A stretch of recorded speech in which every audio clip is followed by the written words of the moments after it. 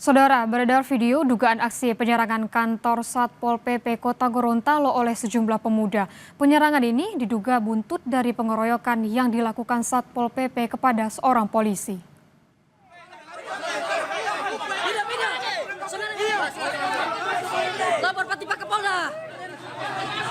Inilah video amatir yang menunjukkan dugaan aksi penyerangan kantor Satpol PP Kota Gorontalo pada Minggu dini hari 6 Juli 2025.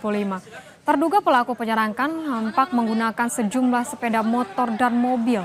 Suasana pun kian mencekam saat personel Satpol PP menghadapi dugaan penyerangan tersebut.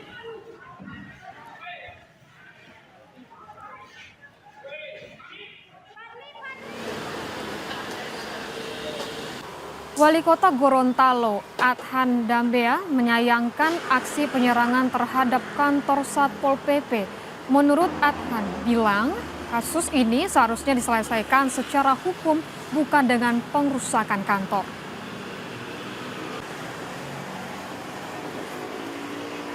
Yang mempelopori penyerangan Satpol itu ada oknum polisi. Ya. Kalau terjadi pengeroyokan, bukan harus merusak kantor mereka. Kalau dia merasa polisi, aparat penegak hukum, lapor polisi juga. Orang yang mengeroyok, bukan saya rusak di kantor. Jangan ini mencari alasan ini, cari alasan kan. Pelaku perusakan sejumlah halte bus Transjatim di Sidoarjo, Jawa Timur berhasil ditangkap. Pelaku ditangkap polisi tanpa perlawanan. Dalam video yang beredar di media sosial, seorang pria yang mengendarai sepeda motor memecahkan kaca halte bus dengan senjata tajam. Kamera pengawas juga merekam aksi pelaku di 3 tempat berbeda. Berbekal rekaman video tersebut, polisi berhasil menangkap pelaku yang merupakan warga desa Sambung Rejo, Sidoarjo.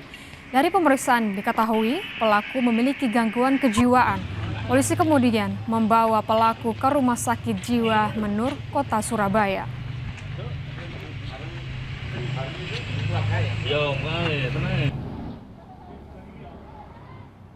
Kompolnas bersama tim penyidik di Reskrimum Polda NTB mendatangi sejumlah lokasi TKP yang berkaitan dengan tewasnya Brigadir Nur Hadi.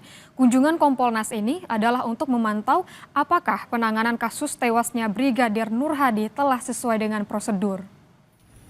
Kompolnas meninjau secara keseluruhan dari lokasi tempat Nur Hadi tewas di sebuah villa di Gili Terawangan hingga ke klinik Warna Medikal.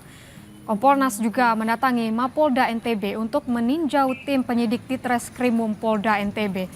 Di sini Kompolnas sempat mengunjungi 3 tersangka di rutan Polda NTB.